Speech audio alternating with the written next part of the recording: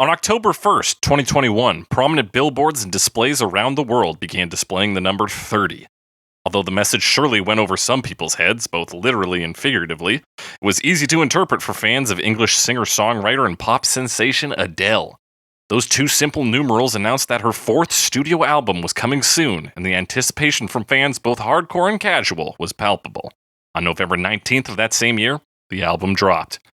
Her latest album was inspired by her recent divorce with her former partner, Simon Konecki. This isn't necessarily new ground for Adele, although this is her first divorce. Her sophomore album, 21, was also inspired by the end of a relationship, and nowhere is that more apparent than on the album's lead single and opening track. Quote, "It was my reaction to being told that my life was going to be boring and lonely and rubbish, and that I was a weak person if I didn't stay in the relationship.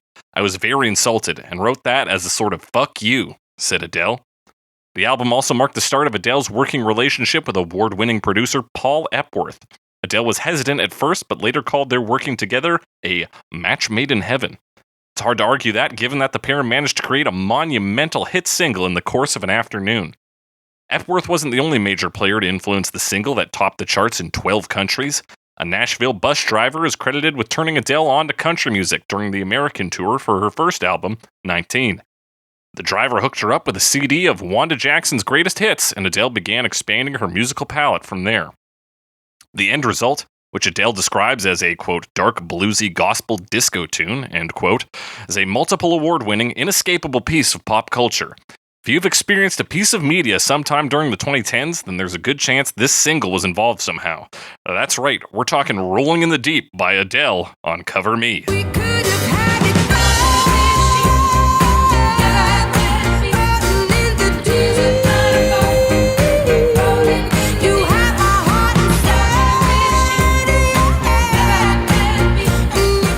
That's right, it's Cover Me, the only podcast that compares famous songs to their many cover versions to find out which one could have had it all. I'm your host, as always, The Snake, joined by my fiery co-host, Alex Mildenberger. Alex Mildenberger, what is going on? What is going on? I don't know, just think about like Adele and stuff, because she just put an album out. Haven't listened to it yet, but just like thinking about it. Yeah, I gave it a listen. It's literally yesterday it came out. So, I listened to the single. Came out like a couple weeks ago, I think. Maybe a month. Yeah, it came out October, maybe a week after those billboards started coming up. Yeah. Easy on Me. Yes, that's the name of the song. Yeah. A response song to Crazy on You. Crazy on You, Easy on Me. Easy on Me. No, I'm kidding. The long-awaited I gave the whole response. album a listen. It's and it was kind of weird because I've been having this song Rolling in the Deep kind of as my Adele focal point. And this song in particular is sort of like a black sheep from the rest of her work, which is more like soul ballad kind of focus. Like it's a lot of slower stuff. It's very emotional. Not that this one isn't emotional, but it's more of your like, you know, what's the word I'm looking for? I want to say sappy, but you know, the non-derogatory form of that word. Sentimental? Sentimental, there you go. It's of a more sentimental value, and that's kind of what ran throughout this album. I only listened to it once, but it is there's nothing that really comes out like with a pumping, you know, bit of energy like this song does. But yeah, on a first listen, I can't really say whether it's good or bad. I'm not like really an Adele fan. I don't dislike her though. Alex, tell me about your complicated relationship with Adele though. I mean, she's been around and quite popular for the last, decade or so. Even though she hasn't necessarily released a ton of stuff, like this is her fourth album in that time, which I guess is not a small amount, like it's a regular release, but she's been out of, I think, the public eye for the last little while anyway. Well, it's very easy to know when she releases an album because they're all named after her age, roughly. I think she released 25 when she was 26. But yeah, like when she recorded or wrote the songs or whatever. Yeah. But, like, really, I kind of remember 10 years ago, give or take, when this album came out, it was kind of very suddenly very big. And even my parents were, like, very into it. And I think that was kind of the first time I noticed they were actually listening to, like, modern popular music. And it was definitely one of the first times they did in, like, a while. My dad is more into the like classic rock stuff, and my mom always listened to more modern things, but this was more popular, I think, than that. So it seemed like, oh, suddenly they listen to this pop music, Right. And I've heard a lot of these songs a lot because I mean, my story is my parents, when they would have guests over, would always just like connect the MacBook to Bluetooth or whatever and hit play on iTunes. So it would just start with A. So it would always start with Adele, and then like Alan Parsons Project, and then sometimes we'd get to Bruce Springsteen, but like it was the early alphabet because they never hit shuffle. I'm actually shocked to discover from the story that your parents aren't ABBA fans. Oh, you know what? They are. I don't know. ABBA off the top there, maybe. Now that we're thinking about it, I don't know why ABBA wasn't there because I don't think ABBA was there.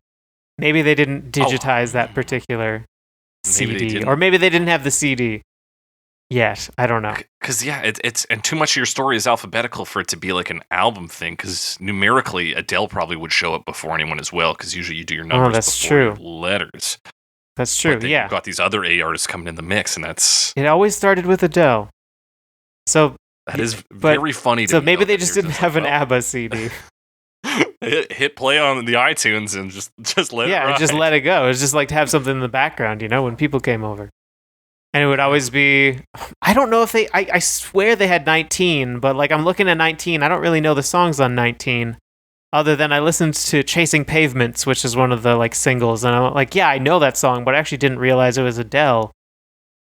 And there's also a version of Make You Feel My Love, which I was like, where the fuck do I know this? Because it's like, I mean, it was apparently written by Bob Dylan, but the version I know is Billy Joel. Okay. Yeah. So that's just a weird thing I noticed. I was like, where do I know this? Just a weird song? connection. Okay. Anyway, those are kind of the singles off of that. But I don't know 19 very well. But yeah, a lot of 21. And then, of course, 25 when that came out, too. Yeah, so 21 took off like so hard that like even her record label was like, oh, what the fuck? This is like a tiny independent record label. Right. And suddenly it becomes the fucking number one album just of that year. Like, and the next year. Like, yeah. Like, it's a breakaway hit. It really, like, it shot her to fame. And you're right. Like, she's not prolific by any means. She's not knocking out. It's not like it's 21, then 22, then 23, then 24. Like, yeah, there's every couple years. It's a 2-year gap between her first and second, and then 4 to 5 years between the second and third, and then another 5 years, 4 or 5 years between the third. Yeah, and fourth. And she's 33 now, actually. So like, a little more time than that. So like. And in the meantime, like she's done a James Bond song, which is a huge deal. That's true. That's probably the only reason we've talked about her on the show before is for her involvement bringing up Skyfall. In James Bond, which is also Grammy Award winning. Her Skyfall song. Yeah. But yeah, so the fact that she just broke out with this and became like, particularly in the 2010s, like part of monoculture, like something everybody knows, that's a much more difficult feat in this current era than in like 1960, right? Like, yeah, there's just way more stuff. Mm-hmm. So I don't know what caused it necessarily. I don't know her stuff well enough, Yeah. I know this one, and it was like it's the leading track, is the lead single, opening track on the album. There are other songs on this album that are still like in the popular consciousness, but I don't think any as much as this one. Yeah, this one's definitely big. Definitely big energy, and we'll see. There's quite a few big name covers of this as well, or at least a couple. It's depending on how big you think some big names are. We'll get into that, but let's talk about what makes this work, and let's talk about the lyrics, which are which holy crap! Coming into this, I was like, yeah, it's about like because I know the chorus. We could have had it all rolling in the deep. I'm like, okay, yeah, I get that. It's about a failed relationship, but holy shit, she's cutthroat in this song. It's a pretty angry song, eh? Yeah. Although it took me a while, even though it's early on, it took me a while to figure out why it's listed as explicit. But it's just because she says shit at one point. Shit. She says shit. Explicit lyrics. Yeah. She That's says shit and explicit, you baby. can barely make it out. We're gonna have to mark this as explicit. I think I stopped marking our episodes as explicit, even though we swear like sailors. Yeah. I was also gonna try and make this not swearing like sailors for the sake of your parents. They could dip into their toes into this episode, but I think it's too late. It's a bit late for that. A bit late. But it's not too late to start talking about these lyrics. There's a fire starting in my heart, reaching a fever pitch, and it's bringing me out the dark. Finally, I can see you crystal clear. Go ahead and sell me out. I'll lay your shit bare. I'm going to go through the whole thing. See how I'll leave with every piece of you. Don't underestimate the things that I will do. There's a fire starting in my heart, reaching a fever pitch, and it's bringing me out the dark. Yeah, you get your old start and end with the same line. That's fun. Yeah. But yeah, I mean, a fiery heart is a pretty classic bit of imagery. Here, though, it can mean a lot of things, right? It generally just refers to like passion, and it can be aggressive like it is here. It can be loving like it is. I don't have an example, but in other places.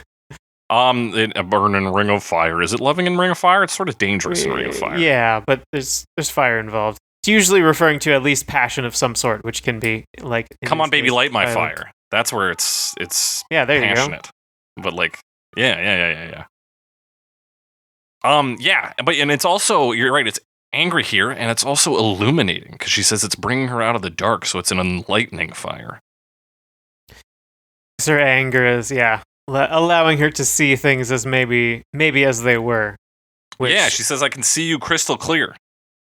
And like she has I'm struggling to think of words. She's got info about this person, you know. Yes. It's like she saw lay your shit bare. So she's got stuff she can tell because they've been together, you know. Yeah, she says, go ahead and sell me out, because of course she had an American tour at this point. Her first album was successful. It wasn't as successful as this one, obviously, but like, so she has a name out there. So she's saying you can go ahead and like tell the tabloids or try to get whatever value you can get out of this broken relationship, but I will fucking end you. I'll lay your shit bare. I see how I'll leave with every piece of you. She's gonna literally tear them apart. Like it's intense. Yeah, it is. And yeah, even like don't underestimate me, all that stuff. Yeah, very competitive. This is like classic vengeance. It is. Whoa. I did not expect that coming into it this week, but yeah, I didn't really know the lyrics very well. Like, as much as I have heard this song, I never really like engaged with it. On yeah, I've engaged with like the rhythm and the melody because it's catchy, but like the lyrical content has just been loose to me because I thought I understood it. Seems like I mean it's right there in the chorus, right? The hook. Yeah, like we could have had it all. Okay, I understand. Yeah. Pre-chorus. The scars of your love remind me of us. They keep me thinking that we almost had it all. Scars of your love, they leave me breathless. I can't help feeling, and of course it leads into the chorus. The chorus. This is almost a moment of softness here. Yeah, it's like kind a tinge of nostalgia. She's like, well, the scars of your love remind me of us. And thinking about that, she's like, we almost had it all. Like, we're almost the perfect relationship. Yeah, which then kind of turns around and fuels the fire, as it were. Yeah.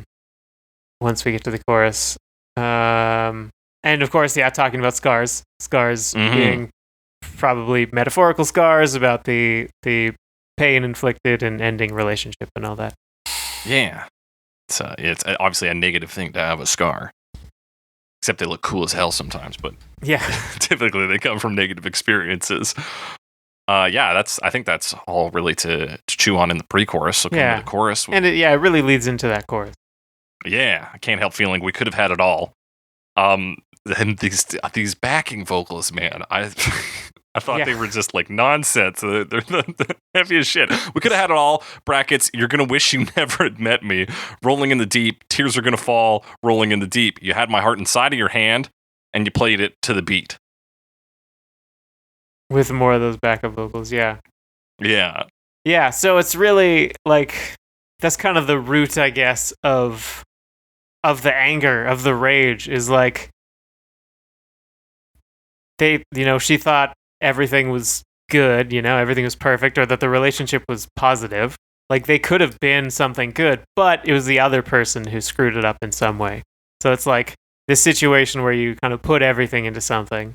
You think you've achieved whatever, your goal, let's say. And then the other person who you're relying on, who you trust, is the one who kind of betrayed you in the end and made it so that you failed. Because it does take two. That's right. It's a last minute betrayal. It is like classic storytelling. It's like we could have had everything, but you didn't throw the ring into the fires of Mount Doom. Come on, man. That's right. You could play this over the intro to Lord of the Rings. That's what I'm saying. Isildur. Isildur! Not throwing the ring into the fires of Mount Doom. That's the fire, really. It's Mount Doom. Yeah, really. That's the fires he's talking about in her heart. Yeah. I want to talk about the phrase "rolling in the deep" because she has a quote that actually explains it quite clearly. She says it's an adaptation of a kind of slang slur phrase in the UK called "roll deep," which means to always have someone that has your back, and you're never on your own. If you're ever in trouble, you've always got somebody who's coming to help and help you fight or whatever it is. And that's how I felt in the relationship that the record's about, especially rolling in the deep. That's how I felt. I thought that's what I was always going to have, and it ended up not being the case. Yeah, I think that's one of the best places to get a song title from is like adapted slang, because like I've never heard the term "roll deep." I don't know that, and like no, never. She also didn't quite use it directly, so it does sound evocative, and it does kind of have a meaning, but it's completely meaningless, like to me. Yeah. Yeah, so it sounds novel and new, but in fact, it's rooted in something that is older than that. Do you have other examples of songs that have been named after slang? I wish I did off the top of my head. I guess it doesn't necessarily. I mean, in my experience, the best song titles are ones that at the very least, sound like a slang term that you don't know the meaning of. Right. So last week we talked about Cosmic Dancer. Would that fit into your idea? To a degree, I guess it's just a good way to make a song title that is not like derivative, Right. Because if you like, some song titles are very common, and I'm trying to think of an example. What about Fall Dog Bombs the Moon? Is that? Yeah, I don't think there's a lot of songs called Fall Dog Bombs the Moon. I guess my point is it's good to have unique song titles. It's more interesting. But I think you're also saying that when you can adapt something that is sort of commonplace, there's more meaning there. Yeah, it feels a little more. It's an easier entry point, right? Yeah. Or something like Fall Dog Bombs the Moon. Yes, it's unique, but but it's also just like non sequitur. Yeah. Yeah. Whereas Rolling in the Deep, that already gives you a bit of imagery, and then it's also rooted in something else. So there's something underneath it. There's something in the deep of rolling in the deep. Yeah, and there's meaning. Okay. That's important. Meaning. Yeah. Let's talk about those two backup lines. You're going to wish you'd never met me. Tears are going to fall. I guess there's not much to say other than holy shit. Yeah. Aggressive. That's also, aggressive. I just feel like I hardly listened to this song, even though I've heard it so much. I'm like, I hardly even registered the backup vocals originally. I don't know, because they kind of are just like a mumble. They're like, yeah. Exactly. Yeah, they're there. And they're as aggressive as the rest of the song. Yeah.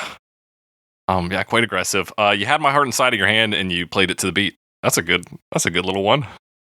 Yeah, I do like when songs sort of arbitrarily reference there being a beat.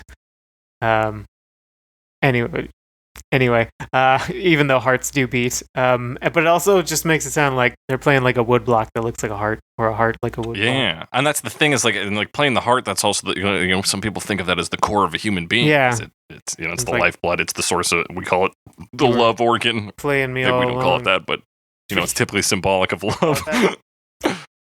And yeah, you played it to the beat. So muscle of love, right? Or is that? Yeah. Is that a dick too? I don't know. It's definitely an Alice Cooper song. Definitely an Alice Cooper song, so it could go either way on that. It could be a heart, because maybe that's gory. The point. Yeah, maybe. But yeah, there's something quite visceral, and it has, again, that sort of universal but also layered feel of the title as well, where I've never heard somebody say like, oh yeah, you've got my heart and you're playing it to the beat. Usually it's like, you played me like a fiddle or something like that. But like a damn fiddle. Anyway, exactly. That's what I thought of. Yeah, so I think that's a good line and worth pointing out. Yeah. And Verse 2, verse baby, 2. I have no story to be told, but I've heard one on you, and I'm going to make your head burn. Think of me in the depths of your despair. Make a home down there, as mine sure won't be shared. Yeah, there you go. There's, more. Also, I do like the beginning because she's already mentioned, like, I got dirt on you, basically. Yeah, she's And like, I'm clean, but I know some shit about you. So, like, do what you want because it's coming out, you know? It's very, like, threatening. Yeah, and make a home in the depths of despair because you're not coming back to live with me, and you're going to be in despair for a long time, is the subtext. Yeah, so, still, yeah, continuing with the aggression. Yeah. And then we get the pre-chorus with the backing vocals in there. Those you're gonna wish you'd never met me. Tears are gonna fall. But otherwise than that, it's the same. Same with the chorus, and then we get what they call the bridge. It's a bridge. It's another verse, it's right? the same structure as the verse. It's a breakdown verse. Yeah. Is it not? Yeah. Anyway, it and seems to be maybe the toughest to interpret is this one. So throw your soul through every open door. Count your blessings to find what you look for. Turn my sorrow into treasured gold. You'll pay me back in kind and reap just what you sow. I mean, the last line I think makes sense. Yeah, easy enough.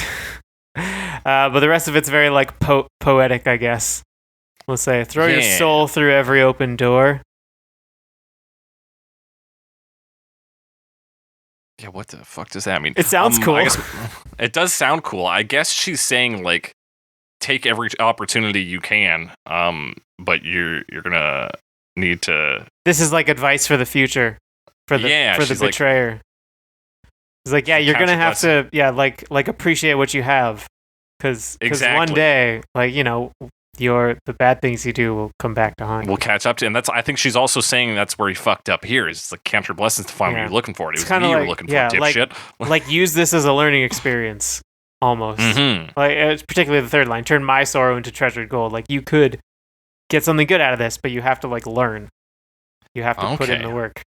I thought that was also maybe a reference to the, in the first verse, she says, go ahead and sell me out. So there, again, she's saying, turn my sorrow, like our breakup, into gold. So go turn around, sell it to the media. Go sell it out. And I fucking dare you again. I fucking dare you again, and you will pay me back in kind and reap just what you sow.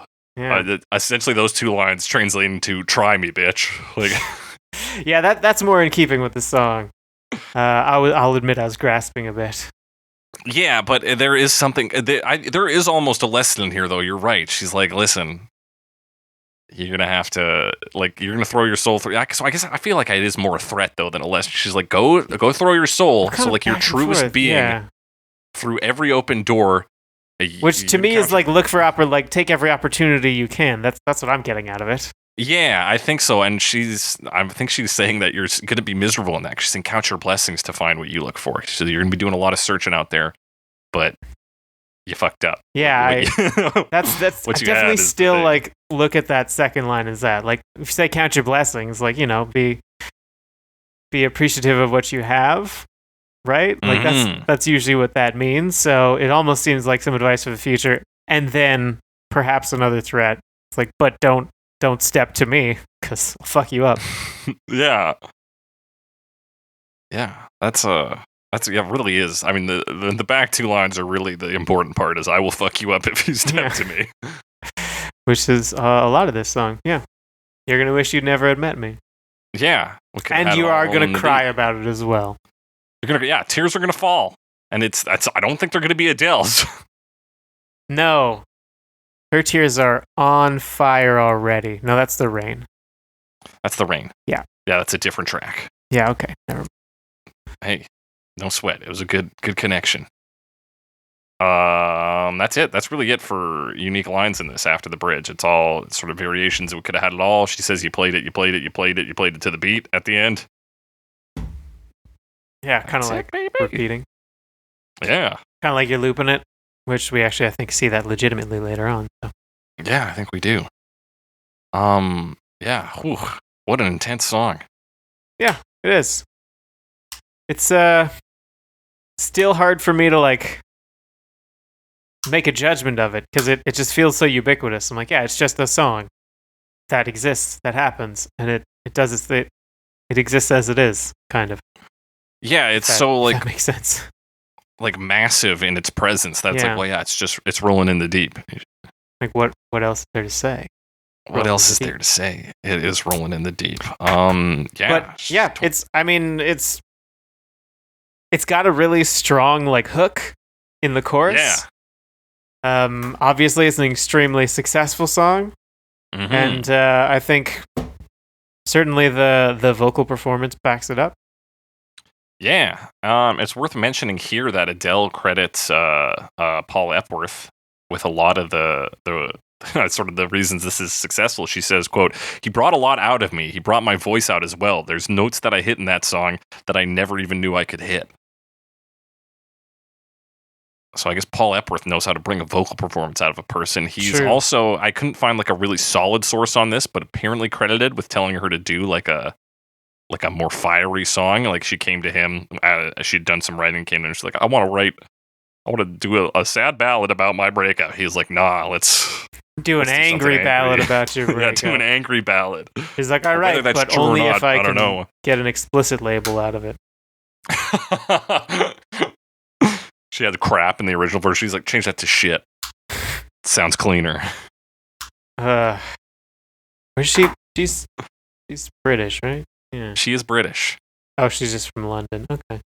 Just from London. I said just London, but I'm like, that just means that I have no idea, like, slang-wise, if she would say anything. Right. If she, differently. If she calls people cobber or Yeah. if she's governor. It's just bruv. I don't know. It's a big place. I don't know what kind of name she calls people. But I do know this. There's some instruments in this baby. Mate, that's another one. There are instruments in this. And they start off pretty low, as songs often do. But yeah, it's just like an acoustic guitar with some like strumming, but it's a little bit muted, so it's just kind of almost ghost notes where you're not even really getting the notes so much as just the Just the string rhythm. on pick contact. Yeah, just like the rhythm. In fact, later it pretty much gets replaced by bass. Yeah. Once we come to like the chorus, I believe it was coming on the pre-chorus a bit. I don't remember exactly. I think it's the chorus. But yeah, so you get that guitar rhythm right away, then her vocals coming in, and she's a strong singer, so she can fill the space pretty well. I think there's a bit of echo on her vocals because it sounds like she's in a big empty room. I'm sure there's some echo. Oh yeah, definitely. I mean, it's kind of like it being the first song on the album. Kind of like a good way to just like explode in, because you start that like bump, bump, bump, bump, and it doesn't last for very long. But it gets you listening, like, oh, there's something happening, and then she comes in with that like kind of first first couple notes, and she's a pretty strong singer. Yeah. So I don't know. I just felt like it was a good way. It's not like an explosive necessarily intro, but like I think it's a good way to bring in the album. Yeah, if you think of like what's the selling feature of Adele, it's not going to really be the instrumentation necessarily. That's not the lead on it. Right. There's good support here, but like Adele you're selling is that the Adele singer. voice. Yeah. So you come in, you give her that clean line with just a bit of rhythm behind her, so we know it's music. And like, yeah, boom, that's selling the album. That's why this is the lead single, and that's why it's the opening track. It's like, this is what Adele is. You go, okay, I can sink my teeth into this, or I guess my ears into this. Sink those ear teeth into I got little teeth in my ear, don't you? What if they remade teeth about the toothed vagina, but with ears? Think about it. with ears. There's a line from Community. It's like, feast your ear tongues on these memory pops. I don't remember it now. Something like that. You're close. Ear something. Anyway. So the next thing your ear tongues get to feast on in this masterpiece, and I'm calling it a masterpiece. That's on the record now, is a kick drum. Yeah, kick drum. Bring a bit of that rhythm. So now you got the low guitar and the rhythm and the singing. And that pretty much is how it goes, because the first verse is like double length, which we see a lot in pop songs. And then the second half kind of has a bit of a build. In this case, as often is the case, add some drums. That's what they do. Yeah. Later on, they add some hi-hat. That's not till the pre-chorus. Yeah, so the pre-chorus kind of shifts because we get piano in there too. True. Yeah. And I mean, the piano, it's just like chords. Playing chords. Just chords. But you do get some of that hi-hat, so you got the like kind of. That's right. Kind of back and forth. Yeah, it's actually that hi-hat that brings us into the pre-chorus. And then I think that's where we switch to a bass. The guitar, I think, actually drops at that point. There does seem to be a bass in the pre-chorus. And there could honestly still be some guitar, but it's buried. Like, you can't hear it. Mm-hmm. So it might just not be there at all. And I do think it leaves later on. Yeah, I think it's mostly present in the verses. Yeah.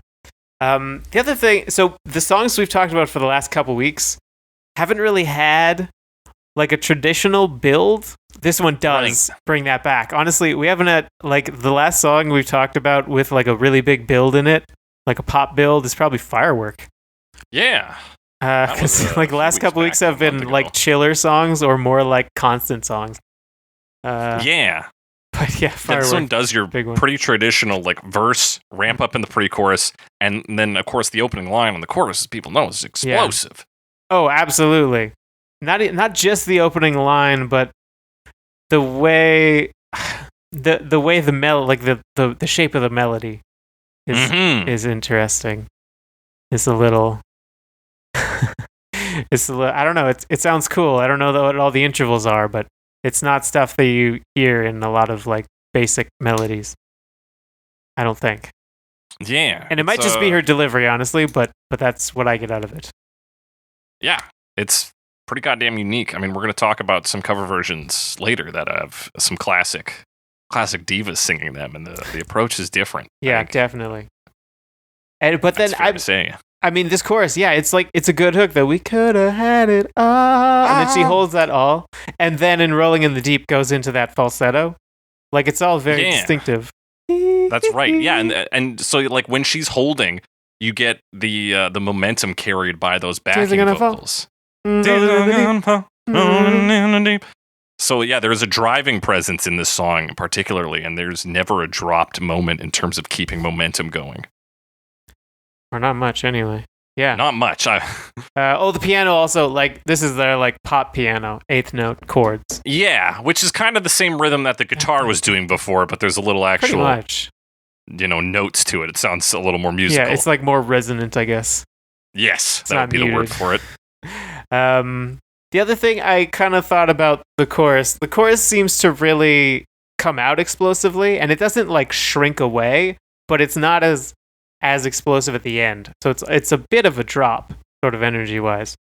Yeah. Go ahead. Well, it just made me think of, like, if you are in a point where you're very upset, I have often found, like, it's a lot easier right at the start, like when you kind of convince yourself to be angry publicly. Mm-hmm.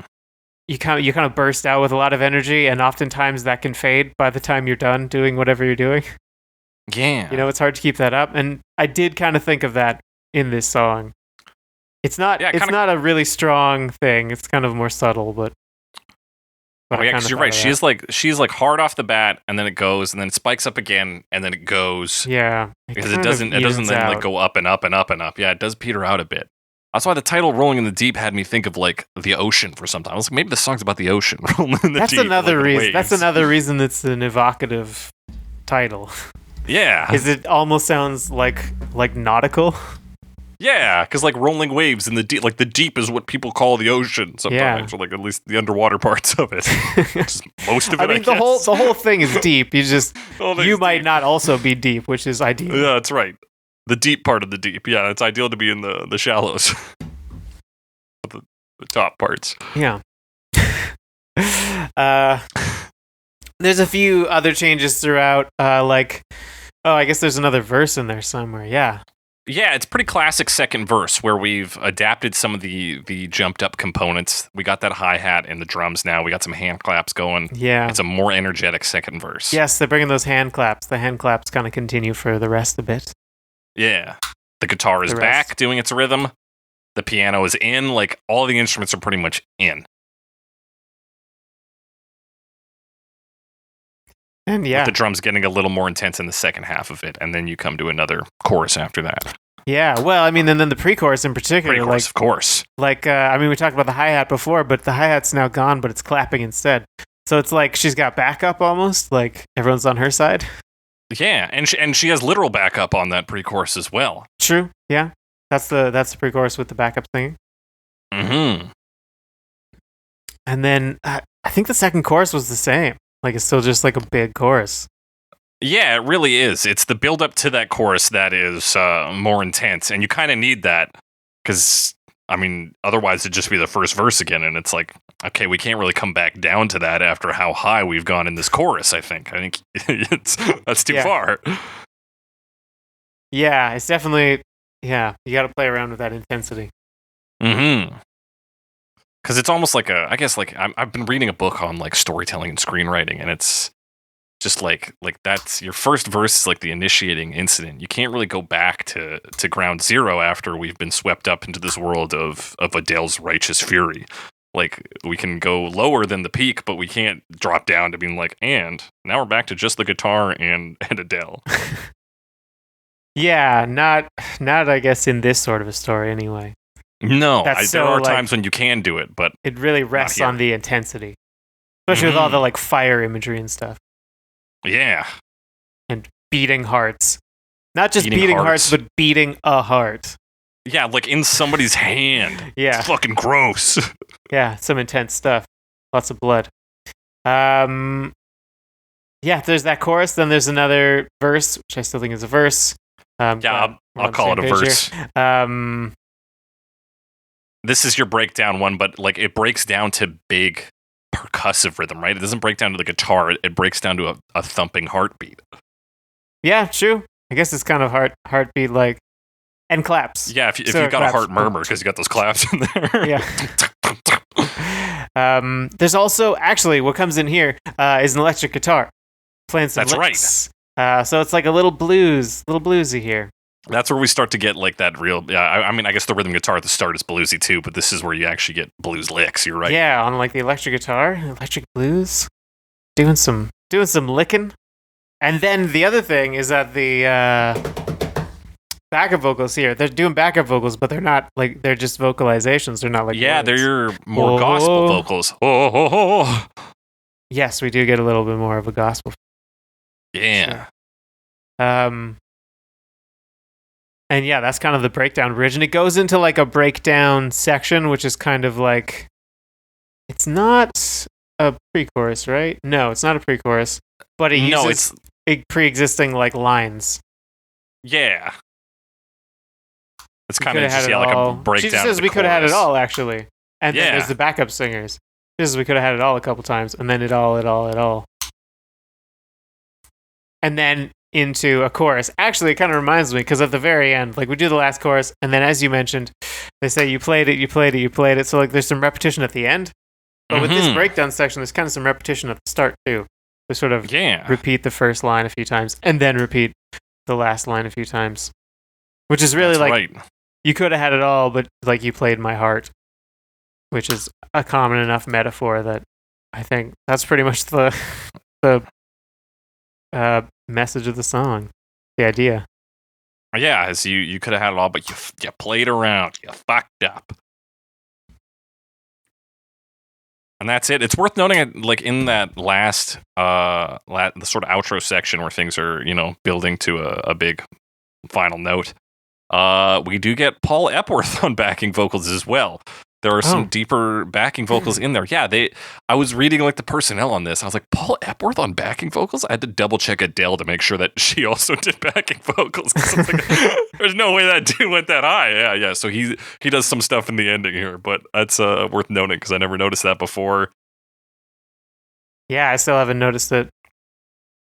Yeah, it's kind of like the more like spaced out vocals. Oh, almost ghostly like, Let me see if I can find a timestamp for you. I'm listening to the end. 26. Okay. 3:26, that is. Okay, yeah, I can hear that.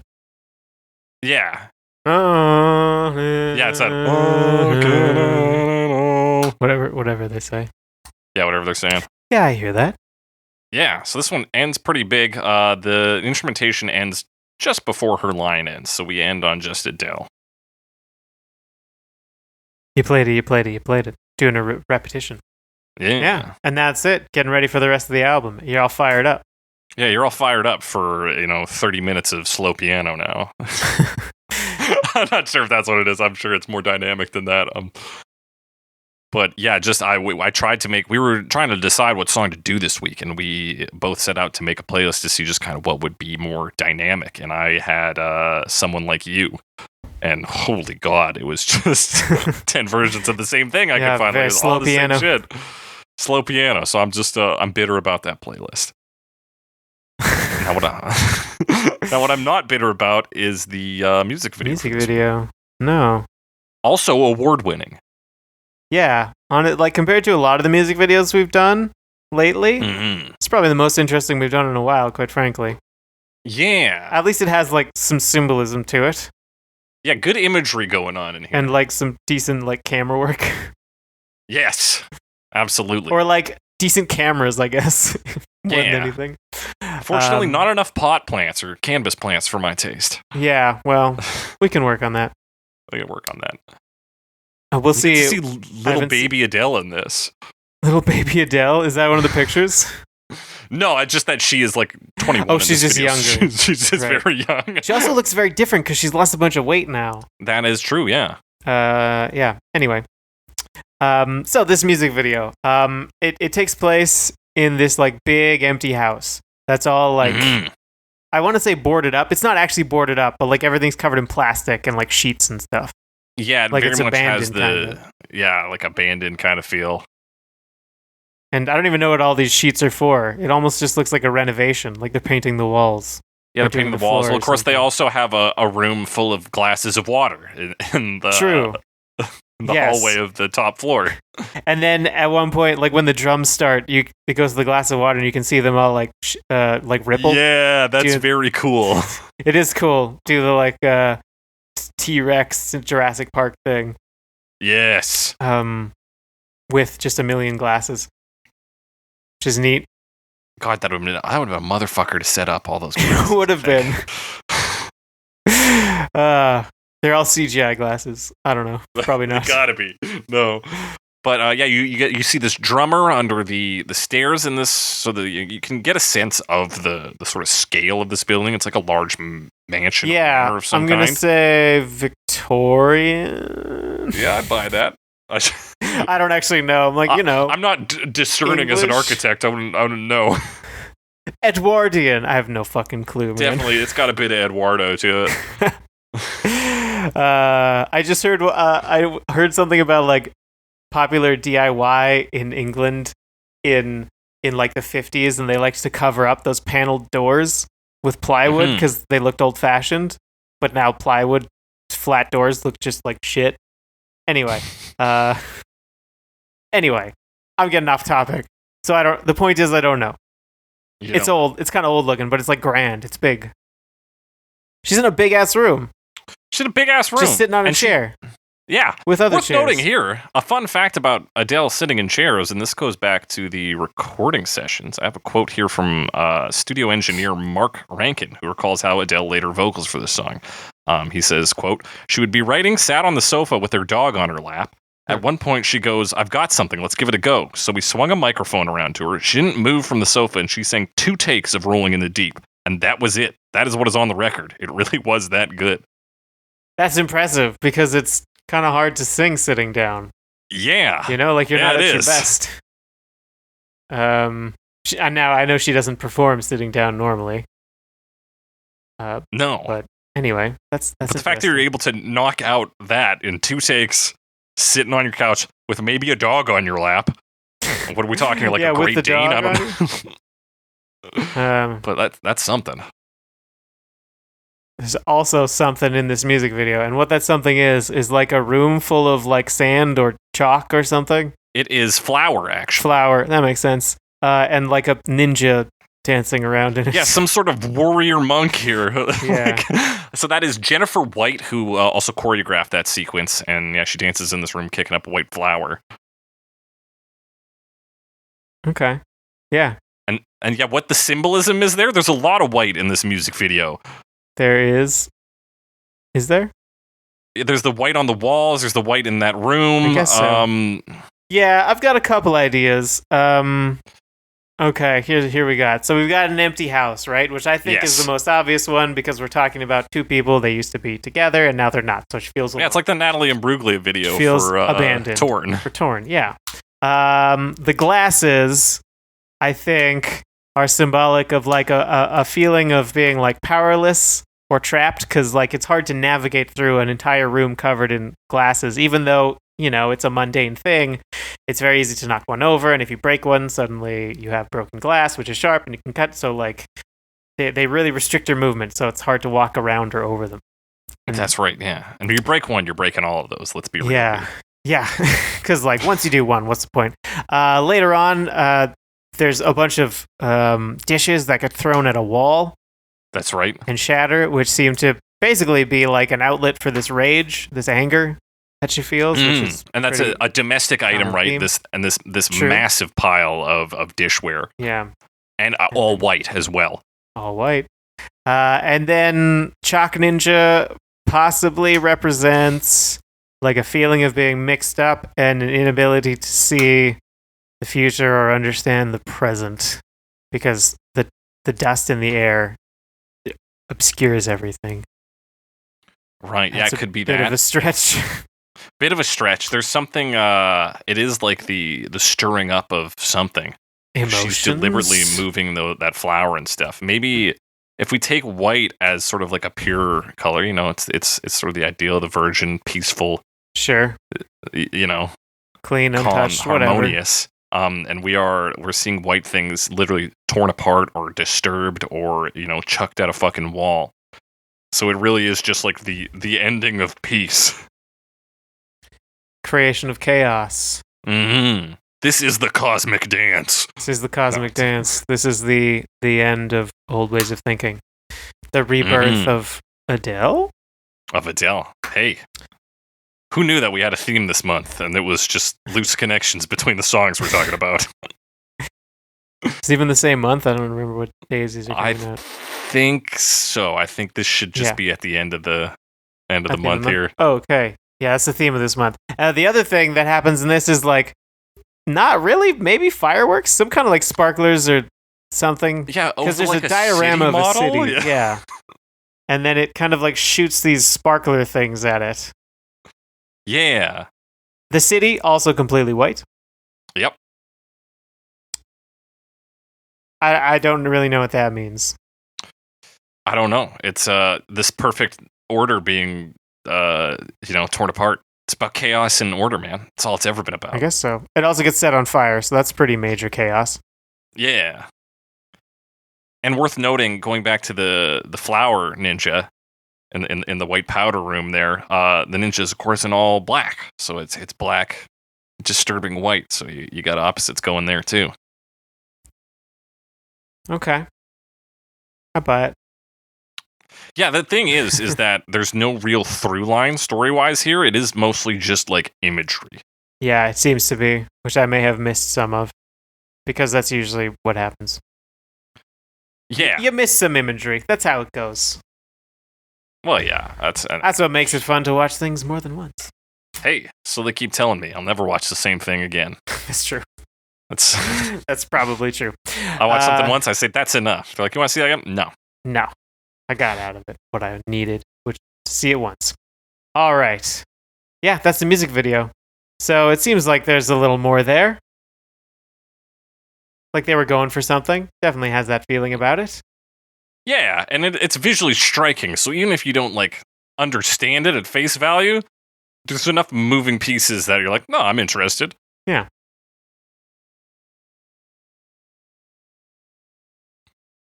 And that's the music video, baby. But we're not here to just sit around and talk about symbolism. We're here to talk about covers. And that's what's coming up next here. We're also here to talk about... Actually, I don't know which one we're going to talk about first, because several came out in 2011. Yeah, I was going to start with Linkin Park. Let's do it. All right, Linkin Park.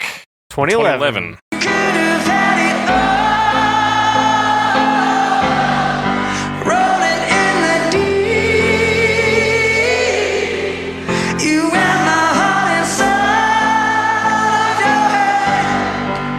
This was the iTunes Festival back when that still existed. The name was changed to the Apple Music Festival, and now they don't do it anymore. Right. Rest in peace, iTunes. Yeah, rest in peace, iTunes. They're probably slowly trying to kill it off because selling music is not as lucrative as renting it. Oh boy. I love that I'll never own anything in my lifetime. It's tight. Yeah, isn't that nice? So this is Linkin Park. This is Chester Bennington singing. Yeah, we say Linkin Park. It really is just Chester Bennington and Mike Shinoda. Yeah, doing like... I'm sure it would be cool to see, but it's like pretty basic cover. And he does a good vocal performance. Yeah, that's what I would want to highlight in this, is that Chester Bennington has had some great pipes on him. He does a really good job singing this one. Yeah, absolutely. And they switch it up a little bit because there are no backup vocals. So he does at one point sing like the backup vocal part instead. The piano kind of goes up and high. He goes quite high for that. It was very impressive. Yeah, he's got some pipes, man. On display in this video. For sure. And, it's basically a sort of an acoustic sad piano version. Yeah. But that's also, that's in Linkin Park's vein. We've talked about Linkin Park before. They're in that... We have. What is their genre? Are they nu metal? I think nu metal. Yeah. I think they're often... considered new. They're very emotional lads, and so they do a lot of that taking on darkness in their songs, and they do that here, and it works to good effect. I would have liked to see a fuller version. I would have liked to see it expanded with the full Linkin Park sound, but this is still pretty good. So this is pretty cool performance. But there's not much else to say other than that. Like, it's pretty much just Mike Shinoda playing piano chords to support Chester Bennington doing a pretty good version of this. Yeah, I guess another thing to mention here is, and because we will be talking about another live cover down the line, but what a crowd pleaser this song. People are singing along practically the whole time. Yeah. It's a huge song. Everybody seems to know the words except you and me, I guess. We just learned them this week. But it's huge, and this is right after. To be able to pull that out is right after it came out. So, but I mean, you know what? It sold really well. I think it's the best-selling album of the 21st century so far. Yeah, and one of the highest-selling digital singles is rolling in the. So, it's a huge song. Huge song. Huge. And crowd, like you said. Crowd pleaser, and despite this being a stripped apart sort of cover, I think it stands pretty strong on its own. Pretty cool, I think. Mm-hmm. I would listen to this over Morrissey and David Bowie's cover of Cosmic Dancer if we're comparing live covers by big groups. Definitely, yeah. Yeah. But not much else to say. You're right. So we're gonna jump into our other. Oh, no, we had two more in 2011. Yeah. So we'll do Amyst next in 2011. Yeah. Sounds good. Okay. These are American post-hardcore band founded in 2008, disbanded in 2016.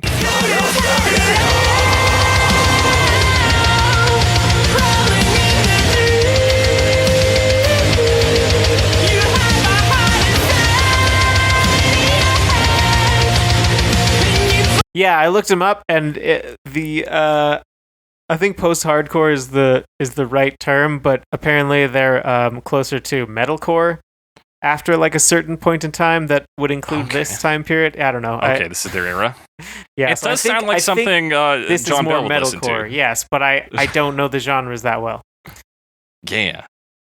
So right off the bat, and this has to do with me also picking songs, like I said, for that other Adele playlist I tried to put together. Mm-hmm. This sounds like the metal artist who we talked about, vocally at least at first, the guy singing, sounds like Pelican. Oh, yes, I remember him. Yeah, although I cannot remember now what we talked about him on. We talked about him on a couple things. I think about him a couple times. I think we talked about him 2 weeks in a row. Maybe. I think you might be right. And it was, oh my God, he does a lot of anime covers. I'm looking at his discography now. Fuck, what did he do? Doesn't matter. We talked about him before. He's got a pretty interesting voice. It's not him singing, though. It's a guy who kind of sounds like him.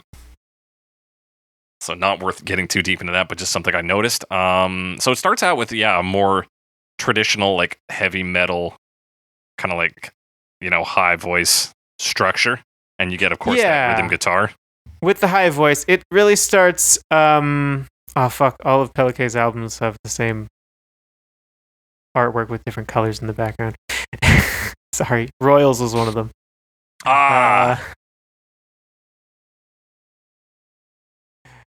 Anyway, sorry, I'm getting distracted. Yeah, you're off track here. I'm off Tell me track about here. this one. Let's go back. Yes, well, it starts similar to the original in that it's very like low, right? Like it's just the guitar strumming with the high singing. Yeah. And what the rest of the song does is it kind of goes back and forth between that high singing and then the like what they call unclean vocals or screaming. Yeah, hell. And then the other thing during the unclean vocals part in particular, which is like once it gets into the pre-chorus, it jumps to the unclean vocals. Yeah, they like hit a cowbell and then suddenly it's these unclean vocals. It's a very sudden, like harsh transition.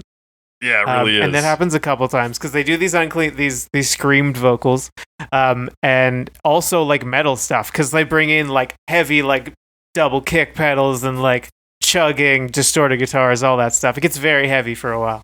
Yes. Well, pretty much the rest of the song, honestly. Yeah, like it lightens up from this like Sure. But it lightens up into lighter metal. But even when it goes into the chorus, like the clean vocals come back. Mm-hmm. But it's still like heavy chugging, and then they add this like high synth arpeggio. So like it still stays intense, and it's got that real intensity from the like many kick pedals. That's right. Yeah, those kick pedals are going strong. Yeah. You get the singer from the verse back doing those more like traditional metal vocals. And then that big synth doing these arpeggios. But yeah, it's a pretty big version. I found some of the transitions very jarring. But yeah, whatever. Yeah, I think it was definitely jarring. Not like in a bad way necessarily. It was just like, whoa, where did that come from? Yeah, it throws you for a loop. That's not a knock against it or anything. That's just something that happened. Yeah, just that did happen. Yeah, and they kind of go. Oh, sorry. Yeah, sorry. I was gonna say in the second. I'm dying. In the second verse. Hang on, I got a cough or something. Okay. I'll just quickly mention. They kind of go back and forth in the section, so you get the screaming coming back. You get like this scream and then this growl as like a call and response. Yeah, so there's high and low. This band's kind of two guys primarily. Mm-hmm. So one generally does the clean vocals, the other generally does the unclean vocals, but each one does backup of the other vocal type. So like you have your clean, you have your lead unclean, and your. It's just funny that they call it clean and unclean vocals. I don't know, I'm just really amused by that. Sounds very like religious. It does. And then the other thing that happens in this is they kind of get a little like poppy later on. It gets kind of electronic in the I think third verse. Yeah, you're right. Yeah, like because he gets this like robo echo on his vocals. Yeah, kind of the like really fast auto tune sound. I think. Yeah, and you get just down to that like kick drum again. But it's like a little bit more party energy. And there's some low bass synth. The drums also kind of get like digital sounding, like or drum machine, at least. Yeah, it sounds like a drum machine. And they even bring in like a pop piano, which is kind of like in the original. So yeah, it gets a little more of that like poppy sound, but they're still like pretty heavy for a lot of it. And then they do some more like screaming at the end. In fact, they do the first verse again, but unclean this time. Ugh. Yeah, it's like you said, the transitions are jarring, but I find they do a lot in this. I like a lot of the noises that are going on. I like that synth, particularly that big one that comes in the chorus. It's a big synth sound. Yeah, I like that they do some dynamic breakdowns and they do that like wind down into the unclean vocals after that breakdown section. I guess that is a better transition or less a smoother transition. Yeah, you hear his vocals get that like and then it's like it's going wild on there. Yeah, he screams. Yeah, he screams quite a bit. Now, I wanted to ask, he screamed for sure. I wanted to ask at about 2:13, Alex. This is when he's supposed to say you played it to the beat. It sounds like he says he played it with and then there's a 2-syllable word and I can't make out what it is. Do you have any insight? No, I'm gonna listen to it again though. Because it's not with the beat. With the beating, maybe? Yeah, with the beating, maybe is my guess, but I couldn't break it. And he says to the beat the first chorus around. Like, he says it straight, and so it was confusing to me. And they're American, so I was like, well, maybe it's just like they're from a different English speaking country, or Dutch or some shit. Like often these guys are. They're usually right. usually Norse or something, and then you're like, okay, well, maybe they don't have like the full on grasp of the English language, but it's not that either. That's really all I have to say about this. It's kind of awkward, but easy to miss. Easy to miss, and not too important. But yeah, pretty big jump from what the original is, and I think it lands on its feet, even though it's it's not for everyone. But it brings a very different energy to the song. It sure does. That's for sure. But I think their genre lends itself to vitriol and anger pretty easily. That's true, with all the screaming. Yeah. Yeah. Speaking of angry vitriol, here's a song that's not that. Adele and Jamie X in 2011. Jamie XX, rather. We could have had it all. You had my heart and soul. Had it all. You had my heart and soul. This is like a remix. Yes. By this Jamie XX guy who's from a group called the XX. That's right.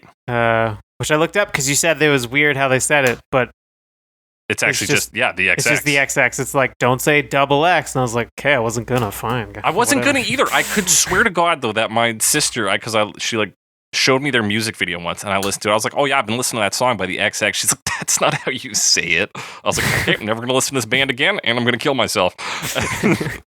And so I've held on to that, but turns out I was right the whole time. There's a band that like they spell their name with like 3 exclamation marks. Oh yeah. But you say it like, I don't know. You just have to play that Metal Gear Solid sound like 3 times in a row. Yeah, that might be acceptable. It's maybe something like that. I don't know. But not this group. They just call themselves the XX. But it has to be lowercase. So don't say uppercase X. Yeah. Yep. Yeah, Ponce. Yeah, Ponce. If that even means anything. So this one is the Adele track. Yes. It's the same vocal track. For the first like half, well, first couple sections, pretty much just straight on the vocals. Yeah. With no changes. They get changed later on. It's kind of interesting. In my reading about this artist and his group, they're kind of known for being electronic, but like minimalist electronic. And I really see that in this version because every section has, particularly in the first parts. Sorry, apparently my vocal cords are tight or something because I'm having trouble. Got a vocal cord parasite. I need to breathe. A vocal cord parasite. Yeah, I just need to breathe or something. Yeah, breathe, get some water in you. But each section kind of has like 1 or 2 things going on. And they change quite a bit between sections. Sometimes something will come back and they'll mix different things. But the first couple, it's like kind of introducing all the different things. Yeah, you're right, and a lot of it is focused on percussive elements. Like even some of the melody is done on like some sort of percussive instrument or a synth mimicking it. Yeah, and that'll be the whole thing. Yeah, is that later on? That is later on. Okay. I might have to listen through it to get to where it is. But so it starts out with hand claps, which kind of serve the same vibe as the guitar and the guitar, because it is very rhythmic. Yeah. Almost exclusively. So coming in on that, I was like, oh, this isn't going to be that much different. It sounds, they're almost interchangeable, the hand claps and the acoustic guitar. Like, right. And like, then kind of moving into the next sections, like there's a cowbell that gets added. And then like some snare comes in. So yeah, it's all like drums at this point. Yeah, and like that cowbell has like because it's going like do, do, do, do, do, do, do. Like it has different notes. So it like forms a melodic pattern of some kind, or true, an interesting rhythm. Guess I'm calling it a cowbell, but it's like very. I guess it's like a cowbell, but it's very echoey and.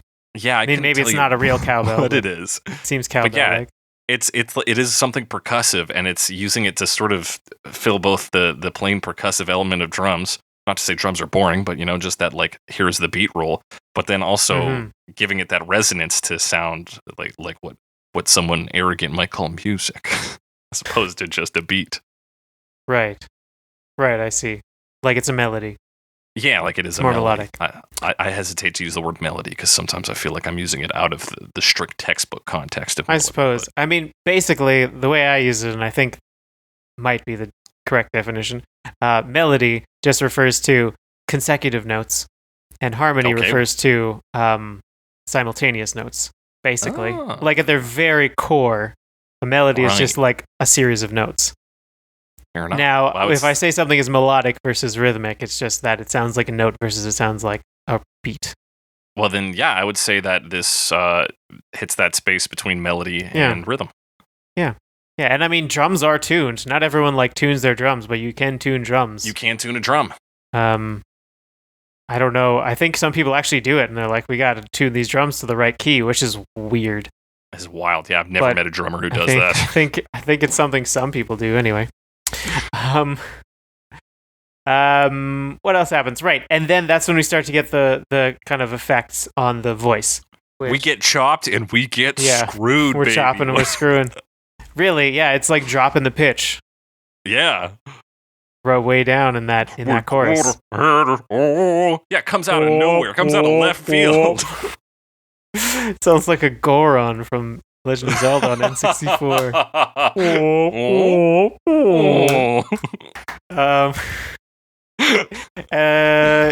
That kind of effect. That kind of happens, and he cuts it off at the end, so never does a full phrase ring out entirely. And then, in all this depth of screwing, he sometimes screws it back up, and you get her going. It's very cool. Yeah, it sounds cool. 'Cause she's already kind of does a low resonant chesty thing on a lot of these notes. So if you drop it down, it kind of just gets a little bit more of that resonance. Yeah.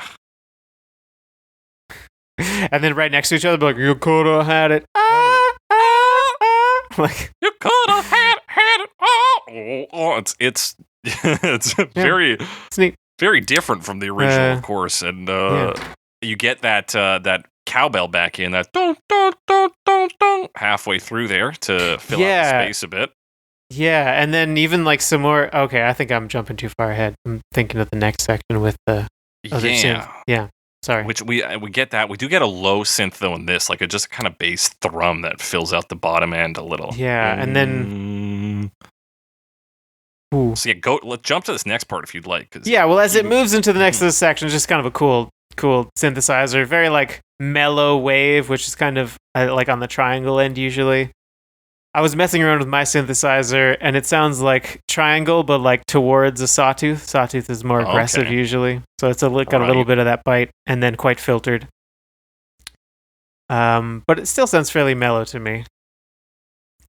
And then it's just as the backup vocals there. Yeah.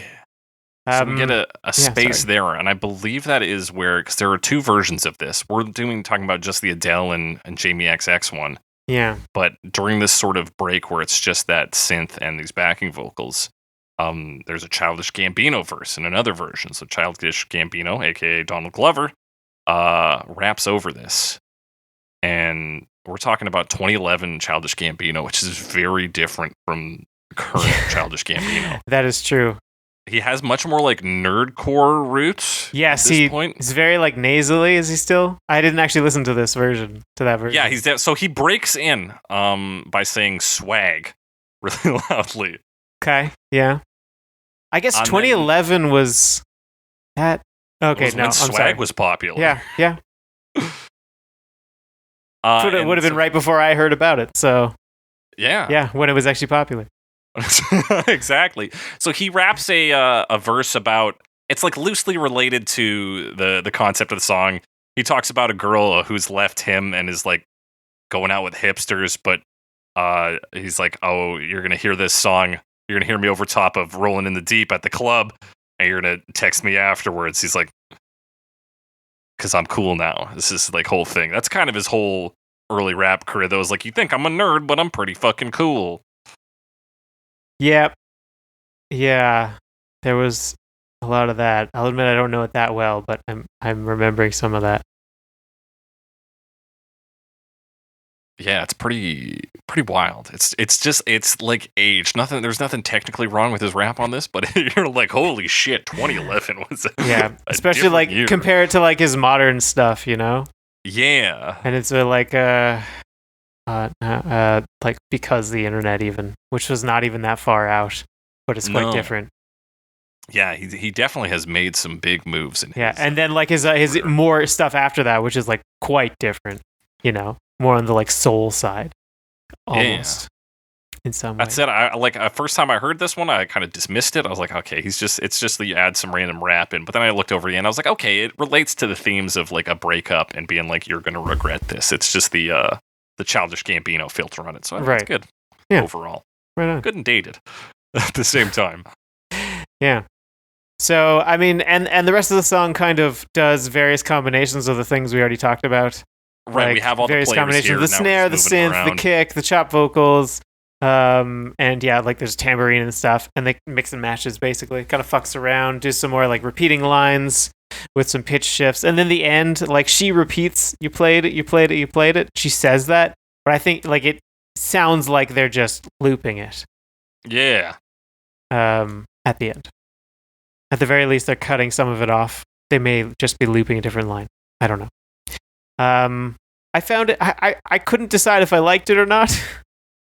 Like it has some like novelty value because there is quite a bit that's different. So I'm not 100% sure how I felt about this version. I'll have to think about it some more. It takes you on a journey, and I think I wasn't repelled by it. I wasn't like, oh, what the fuck are you doing? I was like, okay, we got some interesting components on. I was kind of excited to see expert chopping and screwing going on. Haven't seen that in a while, eh? No, I haven't seen that in a while, and we'll come to another sort of like EDM version here, which actually I have some positive things to say about, but I wanted to see maybe a little bit of that, a little bit of chopping these lines around on that as well, that didn't happen, so I guess that one's a little more modern. Like that. Yeah. But yeah, it totally breaks the intensity of the original. We're not really getting this hammering energy of... True. Going wild, but it's almost hypnotic, this version. It's a very strange one, I guess it played in clubs, I would imagine, when it came out in 2011. Seems like the place you would play it. Yeah, definitely a neat little piece, though. We're going to move into our next neat little piece, though, which is Aretha Franklin in 2014.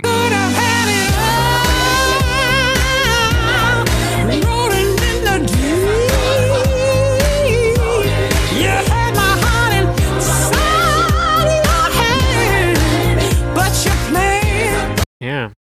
We haven't discussed Aretha Franklin very much, but she's a big deal in music. Been around for a long time. Yeah. Probably most known for Respect, her song Respect, which is itself a cover. And I think it's number one in the Rolling Stone greatest 500 songs of all time. Greatest forever 500 list. songs, yeah. Or it was recently added to the list.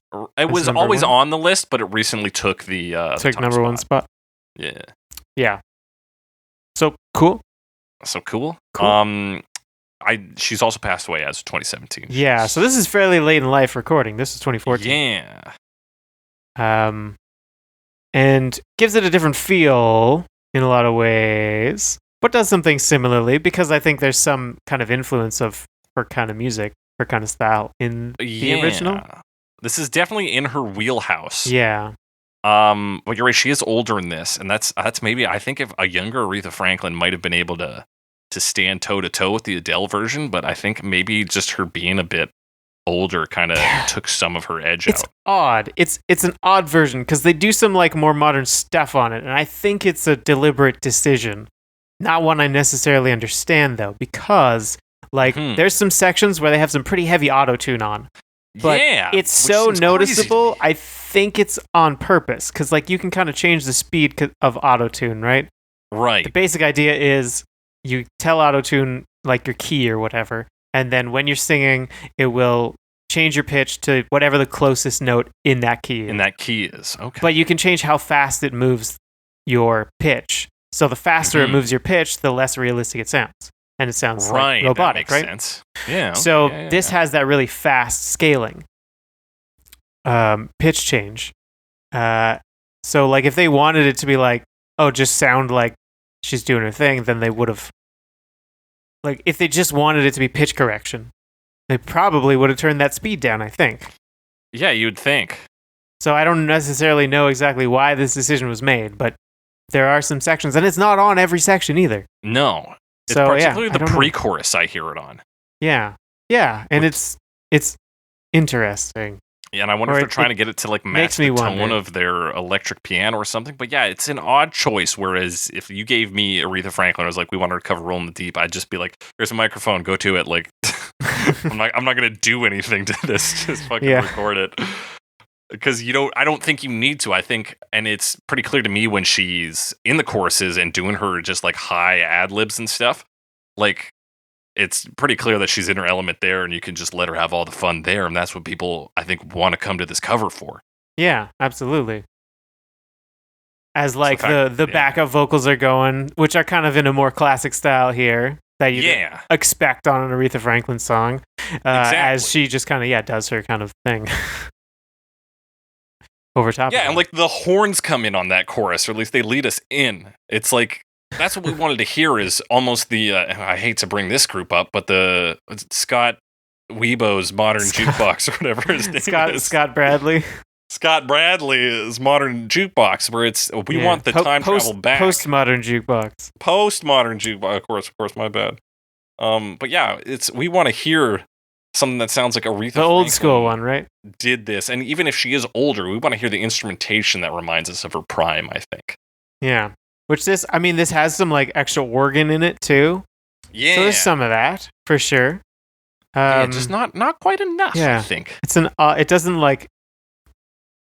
Yeah, I'm iffy on this one. Like she does a decent enough job. it just just seems don't like know. such a home run that the fact that it is not is confusing to me. Yeah, and then it gets kind of weird too later on because it's actually a medley. That's right. And I was a little confused at first. I was like, oh, this is much more upbeat. Like it's kind of more dancey. But then it becomes like Ain't No Mountain High Enough, which that's the name of the song, right? I forgot to look it up. I forgot to. I was like, Alex will know it. Sometimes but yeah, it's tricky. Ain't no mountain high enough. Lyrics. Diana Ross. Marvin Gaye. Okay. Ain't no mountain high enough is the name. Okay, good. Yeah, that was a weird move too, because I get it. Because the line she repeats from it a lot is "I'm still in love with you," Yeah. and that almost works with the context of the scars of our love. Remind me that we could have had it all. Yeah, I think that line works okay. I don't like Ain't No Mountain High Enough seems like it doesn't fit with the song that well. Right. The I idea guess of like it's- nothing will keep us apart kind of thing. Like we're gonna work on this relationship, and maybe that's just a different Yeah. response to the idea. I'm thinking of but it here though. I'm still in love So- with you. Could be like sure, fine. That's why she's so angry, right? Mhm. Because like But there was then- love and now there's betrayal. So the line really is "Ain't no mountain high enough, ain't no valley low enough," and this is key to keep me from getting to you. Oh, I see. Right? So we've now recontextualized getting to you. Yeah, Because so she's- it's actually She's gonna get him. Yeah, he's gonna fucking get him. I think so. The problem with this maybe is that there's not enough darkness in her reeling in "Ain't No Valley" because it becomes quite jubilant in that part of the cover. But if she had brought it into the "Rolling in the Deep" element, we could have put a real edge on it. Yeah, that would have been very cool. And it seems like that's the only way I can justify it. Really, Mm-hmm. it doesn't make much sense otherwise. So yeah, it's a little awkward, but there seems to be a good idea there. Yeah, it seems like they had a good idea and just didn't execute on it properly. Yeah, interesting But- though. Interesting that it interesting. exists. Yeah, cool Especially little because a lot of the novelty to have. times with like these old school artists, you don't necessarily think of them existing after like 1975. You know? Right? Yeah, no, I hear you. And so to have them come back and be like, I listen to music too. You're like, oh, that's crazy. And they're like, yeah, and I can still sing a bit too. You're like, oh, shit. Yeah, right on. Yeah. One last quote from her to close out our discussion of Aretha Franklin. She says of Adele, quote, "I absolutely loved her CD. In addition to being a great singer, she's a great writer, a deep, heavy writer. She doesn't write the usual or the norm." Hey, right on. I'd say that applies to this one because it's a revenge song like no other I've heard.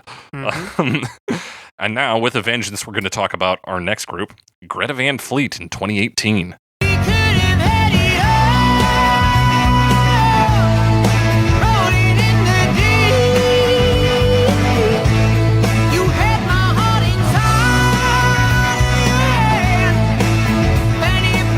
Greta Van Fleet, a group that I've never really gotten into, listened to a little bit. Obviously, maybe not obviously, I guess the big thing about them is they're often compared with Led Zeppelin. Yeah. Sometimes that's a good thing, sometimes that's a bad. I've heard it like both ways. They're like, oh yeah, these guys are great. They sound just like Led Zeppelin. Or like, man, they're not, worth listening to. They just sound like another Led Zeppelin kind of thing. So it's like, people like it, people don't like it. But that's what people said about Rush, too, back in the day. And I think Rush differentiated themselves quite a bit. So, I don't want to dismiss them just for that. Yeah, and I would say Greta Van Fleet is in the slow process of differentiating themselves. Yeah, I guess it's hard, because that was kind of how they were sold to me, and I don't know if that was marketing material or just word of mouth. Yeah. But as this new Led Zeppelin. So whether that was them or someone else, I don't know. But I don't think they like the comparison that much, because it's kind of limiting. Yeah, it is limiting, but and like the Zeppelin influence is clear.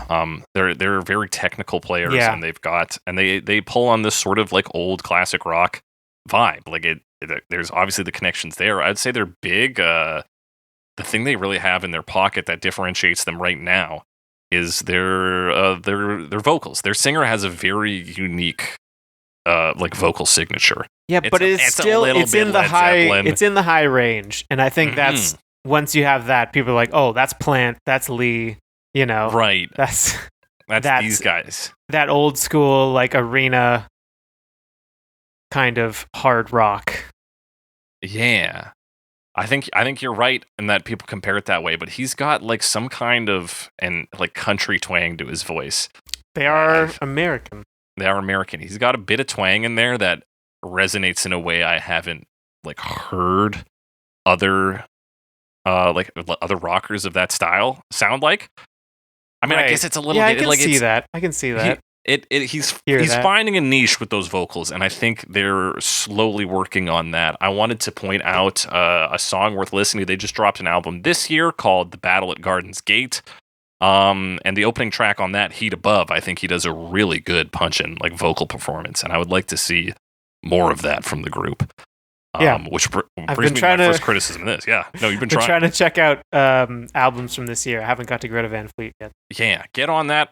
Get on Parquet. I don't know if it's Parquet or Parquet Courts. Okay. Because they dropped an album this year. A couple of them got a bit of Talking Heads vibe. Because we'll have to talk about that at some point. Yes.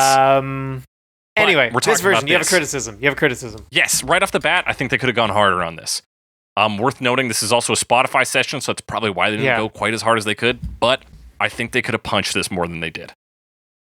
Yeah, I mean, we've done a couple of these Spotify sessions, and they often don't have, a ton going for them in terms of uniqueness. Yeah, they're typically pretty safe. This one, though, it has a couple things, it plays it relatively close. He does a lot of, similar vocal things to what Adele did, you can hear on the verse. He does very similar hook, obviously. Anyone would want to do that, but also kind of goes into falsetto at the same time and very similar stuff.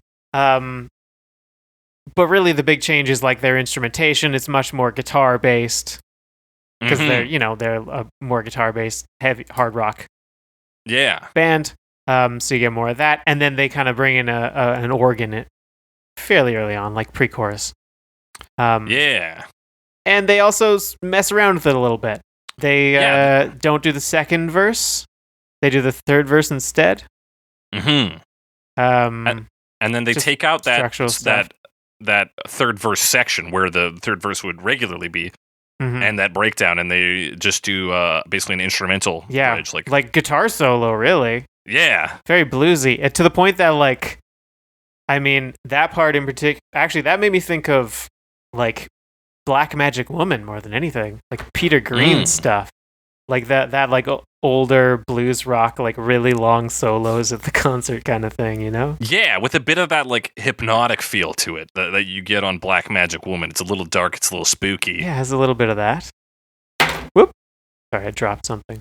Yeah, so I thought it was a good move on their part to instead of being to highlight their other section, because like I said with Adele, the highlight is her vocals, but with Greta Van Fleet, you're kind of highlighting the whole band, so you need a section for the instrumentals to really shine. And so they said we're going to strip out this part, put in an instrumental solo. The bass grooves out a little on it. It's a pretty cool section. Yeah, that was really starting at that point. That was really where I was like, oh yeah, that's like the blues rock, right? And then particularly once they get into that, after that, they go back into like the chorus. And that's where I was like, oh yeah, this is where they sound like Led Zeppelin. Like this is where we get the heavy blues rock. Right, yeah. Absolutely. You really get him like digging in on those vocals there too. Yes. But like that was where I was like, I get the Led Zeppelin comparison. Yeah, the comparison. Like, it's easy to make. Kind of get there like bam, bam, bam, bam, bam, bam. Like I don't know what it's called exactly, but yeah. It's almost like Stairway to Heaven-ish.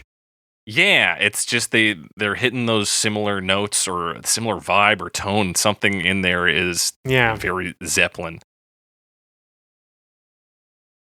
And I think it's a shame that they only go that hard at the end. I would have liked to see more of that. A little more of that? Yeah, just a little more of that, because I think when he's ripping into those vocals, you go like, oh yeah, like this is pretty cool. And it's turning what is already got, some blues, some Americana style music roots in it. It's really highlighting those and making something interesting. Whereas like before that, it's interesting because Greta Van Fleet's covering. You're going, oh, that's cool. Right. The Led Zeppelin guys are doing an Adele song. And then in the last minute of it, from the instrumental bridge, that final outro, you're like, oh, this is actually cool. Yeah, like, this is something. This is, yeah. So yeah, definitely picks up in the back half. Mm-hmm. But otherwise, it's weird for me to say this because they're already a pretty clearly successful band, but I am waiting for them to like find their footing. I think they have something, but they just haven't. Just like hasn't totally doesn't totally work for you yet. Not yet. I think they're gonna hit something. I think they're gonna take a hard left or a hard right somewhere. Yeah, I guess turn their sound. I mean, honestly, like this is their third album. Mm-hmm. Not all bands totally crystallize at that point. No. Sometimes it takes a little longer. You never know. Yeah, and that's more, I guess, why I wanted to talk about these guys than for the uniqueness of the cover, though it does have some cool parts. Is just that they're a interesting band that, of course, right. John has that asked should about be something before. that like should be something I really like, right? Mm-hmm. Yeah, like I'm theoretically the target demo for these guys. But I've just never had something that I could really hold on to that I've heard from them. Not that I've necessarily been looking for something. No, that's maybe you're just not looking. Yeah. Can't sell if you're not buying, Yeah. That's what they say. But we're about to buy into our next cover version. What a transition. Blackstone Cherry in 2020.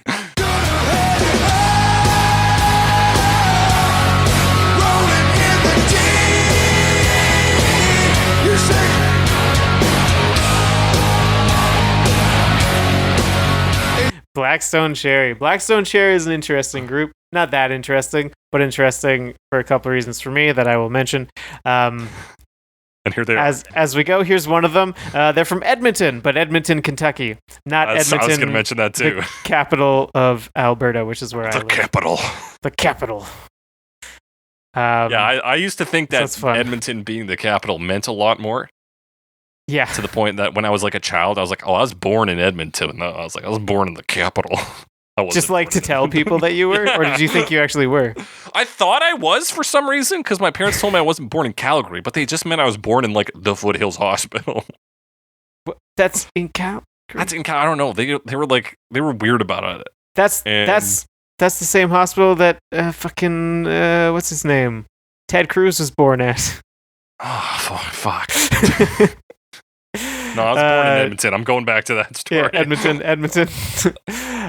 Yes, Blackstone Cherry. They're like a hard rock group. They were described as, but they're kind of like post grunge. They got a little bit of that like metal influence, and you can really hear their like thick, sludgy guitars. Yeah. So definitely have that grunge influence, yeah. Mm-hmm. And they're pretty much, for the most part, a power trio. It's 3 dudes is the, sort of the core of the band. Black, Stone, and Cherry, yeah. That's right.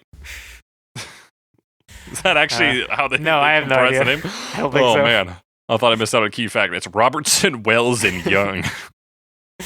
That's basically what I said, right? Basically what you said. Yeah, so this is like, you get that heavy metal influence right off the top. It's a very much a chugging rhythm guitar as opposed to the other rhythm guitars we've heard. Mm-hmm. Yeah. And then he does vocally, it's definitely in that like post-grunge, like deep kind of gravelly voice going on. Yeah, and a bit of that grunge range, a bit of that southern rock, which they've been mentioning as well. So yes, there's definitely you hear that. I don't know if it's just his accent. I could be. He's just from the south. He's from Kentucky. Yeah, it's from Edmonton, where I was born. It's from Kentucky. Edmonton, yeah. But like, yeah, it's again like very energetic version. The like grungy sound really lends itself to rage, you know? Oh yeah, and anger. And these like really aggressive guitars work with it, and it's a lot like, I say, wider, broader, fatter as a sound with those guitars than the other ones we've heard. Yeah, it's definitely a filled space. So and it's live too. So like there's a few times where he gets the audience to sing along. One time you like can't hear them just because I think it's just how the live recording worked out. Yeah, that's what I was going to say. Is a great trick for a live show, not great for the live recording. Yeah. Because, like, I'm sure they were singing along, but also it was like, he's like, now you say it, or whatever. Yeah, and then it's just like, nothing. It's just empty for like 2 bars. Oof, I guess you gotta really sell it, you know, and not look too depressed on stage. Although, like I said, probably people were actually singing. You just and you can still hear them. It's just like they're not just they sound distant. Yeah. Yeah, but I was fine with this version. I think my problem with this is like a mental block because like I distrust post grunge and also like modern southern rock, and this is kind of both of those. So like those things are fine, but for some reason my brain's like, no, keep it away. Is it just like, do you think it's because it's too commercial, or do you think they're white supremacist? What's the... I don't what is know. The block? I think both of those things you just said. It different just seems measures. like it would be like, the refuge for angry white supremacists. Yeah, and it's like, right? that's not fair. That's probably not true about them, right?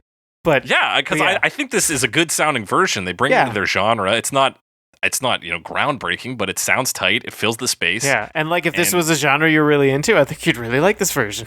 Yeah, and it's a crowd pleaser again. Like I said with the Linkin Park version, like the people love this shit. Yeah, like, it's a strong song generally. So yeah, just play a really aggressive rock and roll version. Yeah.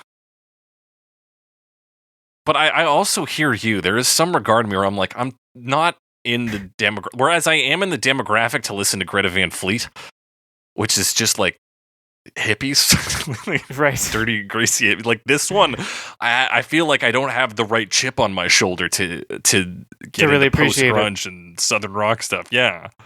Yeah, I mean, it for some reason makes me think of the kind of more like late 90s, more aggressive rock and roll, which is something I never really got into. Or I've never really been able to. Never, and I feel like that's a failing on my part in some ways. I want to dive into that hard rock of the 90s, but I don't have time for that either. Why not? Right? Exactly. So all this to say, I'm sure a Blackstone Cherry are good people, but I don't know, man. I like this version. I think it's solid. It seems like it should be solid. It seems like it should be solid. But my brain is inherently suspicious of it, and I just need to examine where that's coming from. Examine your biases. We got some emotional hang-ups here. Yeah. We're about to hang up this episode, but we got one more version to talk about, and that's MKJ, EMDI, and Shiah Maisel.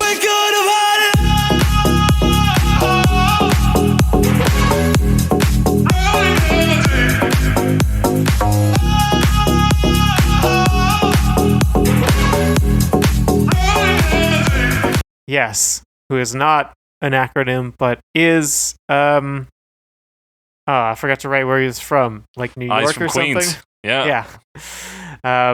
MKJ is a dreamer. Did you know? He's a former war refugee, more importantly. Yeah, he's Kurdish and relocated to the United States. He's a DJ and producer. Who became a TikTok hit in China. Oh. Okay. Yeah. That's like his claim to fame. Yeah, it's probably why I never heard of him. Exactly. So he's, a little bit of a pretentious biography on his part, but also he was a war refugee, so I'm like, I guess you get a pass. Yeah, fair enough. I mean, if anyone's going to describe themselves as a dreamer, that's probably... And good on you for getting out. Congratulations. Happy you're here. Happy you're able to make electronic EMDI, on the other hand, he's Polish. Yes. That I can tell you. Also a producer. So it's kind of two producers and then the other guy, Shiah Maisel. Who's an EDM singer / alt singer and songwriter. Yeah. Yes. I want to jump back to EMDI for a moment, though. Please do. In his bio, he says, quote, he has found a patent for creating hits. Oh. Wonder who I don't think that's how that works. Who filed that patent? Is he patenting hits or the creating of popular music? I guess we'll find out when he becomes he has a patent for it, so he's got a patent. That means no one else can do it, I think. That's right, without paying him. Yeah. He also has like a cover of the Tokyo Drift song. Okay. Yeah. He's also like his whole bio is about how many fucking listeners he's had and how one time he met fucking, I don't know, Jeff Goldblum or something. It's just like a bunch of like numbers and him being like, I've worked with these music groups and these record labels and I'm the fucking best and I have a patent for good stuff. Creating hits. Oh yeah, his music has been promoted by world-class stars including Don Diablo. Hey, we've talked about Don Diablo before. Rehab, Nicky Romero, he just names all these fucking EDM. Fire beats. It's just very much like a marketing profile for him and I object to that. But that said, I didn't object to this version as much as I thought I would.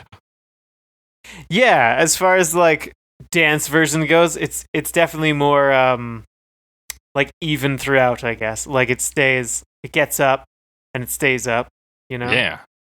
It's also short. It gets out too. Dance to it. It gets up, stays up, gets out.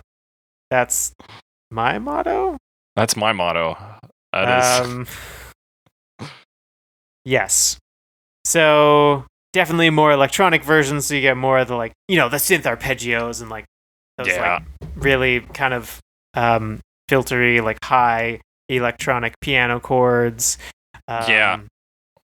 Much busier and much quicker than the other ones. Mm-hmm. And then the vocals have a lot of that like auto-tune sound on, like fast auto-tune. Yeah, he almost sounds like country EDM at first, and then it becomes more like pop punk EDM in the chorus. We haven't talked about country EDM in a long time. No, because it's rare. Yeah, and you get, the pulsing beats and then the like various synth patterns and arpeggios and stuff that you often get with this sort of dancey version. Cool, like kind of hollow sounding synth that comes into the pre-chorus and sticks around for the chorus. Yeah, kind of like that sound.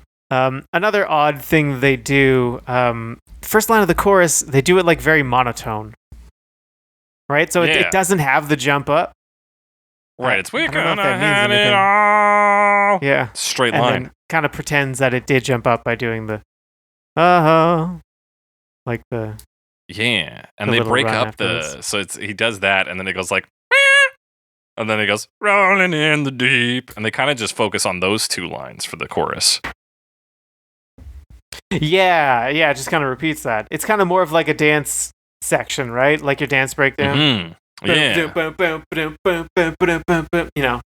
Pulsing. I mentioned the pulsing, right? Still pulsing. And so you get that pulsing bass, and then we do a couple runs of that, and then we get that like dance piano back in that. And honestly, when we were talking about the lyrics, I'm pretty sure I actually said this version of the rolling in the like backup line. Instead of the actual backup vocals. So it sticks in your head. It sticks in your head. It's a catchy chop up of the chorus. And while some of the instrumentation itself might be pretty stereotypical, I think like the Shiah Maisel vocal performance is fun and reminds me of that cover of All the Small Things by that like child, Black Friday, I think was his name, who did the like all the small things eat up my brain. Fucked up in the middle of the parking lot. Like, is that kind of weirdness? But I was like, oh, it's kind of cool. Okay. Yeah. Except they don't change the lyrics in that way. Yeah, they don't. They just chop them. No screwing, though. Yeah. They squish some other things together, like the second two verses get made into one larger verse, which is the length of the first verse. Yeah. But then other than that, yeah, they just like keep it energetic, keep it kind of pounding beat, and then make sure to have lots of space for dancing to happen. Yeah. With a familiar song. So it works. It works. Yeah, near the end you get some strings in the mix. Yeah, we've heard worse EDM covers. That's for damn sure. Yeah. This one left a pretty good taste in my mouth. You know, it was like a sweet little treat, like a candy. A sweet treat. A sweet treat. Sweet treat. Here's another sweet treat. Us getting into our final verdicts. We got 3 categories today: the worst version, the best version, and the version that you would share with your parents who are big Adele fans. Oh, that's a good question. All right, Alex. What's the worst version of this? What is the worst version of this? I don't think any of them stood out to me in terms of being really poor or really good. I don't know. Maybe they did. Maybe I should think about it some more. Which one was the worst, though? I don't know. They all kind of had something going for them, I think. Yeah, I'm gonna take it. I'll jump in here. Aretha Franklin. Sorry, I love her. She's great, but this is a weird one. This is the one I left the most confused. I was like, something's clunky in this. Yeah, it was definitely like we were talking about. Like it almost seemed like it made it, but it didn't. The other ones had an idea about them. Yeah, the other ones were all like functional, like, and they even if they weren't the best version of that thing, maybe. I didn't really have a complaint afterwards, whereas Aretha Franklin was a bumpy ride on what should be a smooth road. Yeah, and I think I gotta take the same. Not to just back up, you know. Yeah, but I mean, look at the other hits. Linkin Park. I mean, you could accuse it of being too stripped down, maybe, but I don't know. It was pretty solid. You got solid Chester Bennington. I thought it worked. Solid piano. I think it worked. The Jamie XX version. It's definitely off the beat from like everything else. It's got like a weird dance vibe to it, but is it bad though? It left me wanting more. I wanted to listen to the Childish Gambino version to see what happens there. Like it's an interesting version. You got Amyst, who a bit jerky in the transitions at time, but like it fits the vibe of the song, and they really bring it into their crazy unclean world. You got Greta Van Fleet, who, while not as bold as they could have been, they fit in a solid last minute and a pretty passable first 2 minutes. Yeah. And like Blackstone Cherry, maybe because your weird biases, Alex, you could call them the worst, but otherwise. I didn't think it was bad, though. Like, just, yeah. I don't. Oh, that's weird. No, it's fine. Sorry, I got a weird notification, but then I realized what it was, and it's A-OK. Oh, okay. Just an Amber Alert. Yeah, just an Amber Alert. Right on. And then you got MKJ, like, and EMDI in the gang, and it's like... Sure, yeah. EDM version, do some dancing. Fine. Yeah. It's a pop song, why not? Why not? So I really think Aretha Franklin's the one who falls short on this. But who falls tall on this, Alex? Or who falls tall? The opposite. Who's the best? Tall? Who is the best one? Which one stood out? Did you have one that stood out for you? It's gotta be. I think my top runners here. Actually, Amyst is a good case for it, but I probably wouldn't listen to that version myself. Is the problem? As I don't think I would endorse that to be like, yeah, let's pop on this version of Rolling in the Deep. It's just be so jarring for people. I would probably. It's kind of a safe pick. Like the Jamie XX version's really decent. I like a lot of the weird elements in there, and they sound very cool. I'd probably even do it without the Childish Gambino rap, honestly. Or maybe MKJ in the gang, because that one's kind of fun. Those would be maybe my front runners. Okay.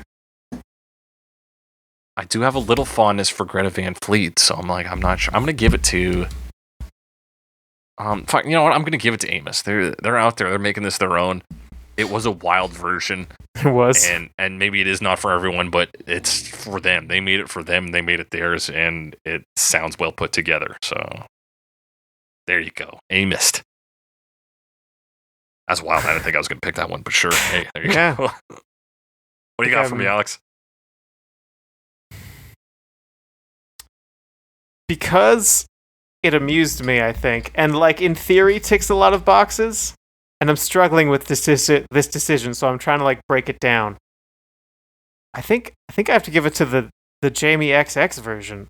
Like there's a lot of different stuff going on, and you know, always like to hear those vocals randomly go super deep, and like, what's going on? That's fun. So I think it's got to be that one. You know, it's got the most like novelty appeal. So I'm gonna accept that as my metric this week. That's good. I'm almost regretting my choice. I forgot about the chopped and screw vocals. I'm sticking with Amyst. Solid pick on Jamie XX. Alex, it's your family's having dinner over, and you can slip in one Adele cover. Before your dad hits the play button on iTunes. What's it gonna be? Okay, so obviously can't be the original in this case. They just hear rolling in the deep twice. Yeah, like, no, it's good. Okay, it's fine. good. They wouldn't even notice. They if it was for my parents, that pretty much has to knock out like a lot of these. You're not going to put Amyst to them? I'm not going to put Amyst to them. They're not going to like the screaming. They're not going to like some of the more electronic elements, I don't think, on the Jamie XX version. And honestly, I wouldn't want to give them Aretha Franklin because I don't think they would like that version either, especially because of the auto-tune. You know, once that, they'd be like, what is going on? They'd be like, that's Aretha Franklin? And then probably say something like, oh, she should have quit while she was ahead. I don't know. That's maybe they wouldn't. No, you're right. They'd definitely be like, Aretha fucking should have stopped in 1970. What's she doing? And then my choice is going to be obvious because I'm doing them in order. I probably wouldn't like Blackstone Cherries. I think a little too heavy, particularly if it's my mom and my dad, and they're not really into the EDM stuff. So I think it's got to be Greta Van Fleet. I think that's the most palatable one to someone with like an older taste, maybe. Maybe. I think that's right. Frame of reference. That's and the thing is, if I was introducing it to your parents, I'd do Greta Van Fleet too. I'd be like, hey, do you guys know that Led Zeppelin covered Rolling in the Deep? Like, lie to them. That Led Zeppelin? And if I was giving it to my own parents, though, I think I'd give them the Jamie XX version because I don't know, they'd be like, hey, this is fine. I'd say, yeah, I don't know why I'm giving you this cover. Goodbye. But yeah, next time I'm at the family dinner with your family, if that ever happens for some strange reason, I'm bringing Greta Van Fleet, and I'm lying to your parents about it. I'm saying it's by Led Zeppelin. Okay, sounds good. Sounds good. All right, and that's our final verdicts. You got a similar opinion, different opinion, want to talk about a version we didn't talk about, hit us up on Twitter, #CoverMePod, @JakeTheCressy, @SomeAlexWiseGuy. Send us your comments, questions, concerns. You can also email us at covermepod@gmail.com. Rate us, review us. We're on Spotify, Stitcher, Google Podcasts, Apple Podcasts. That's the one where you can rate us and review us.